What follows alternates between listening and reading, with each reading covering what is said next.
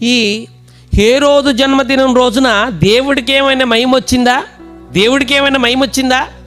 చాలా గొప్పవారిని పిలిచాడు. రాజుగారి పుట్టినరోజు అంటే చాలా రిచ్ పీపుల్ వస్తారు, తనకు అనుకూలమైనటువంటి వర్గం అంతా వచ్చేస్తుంది.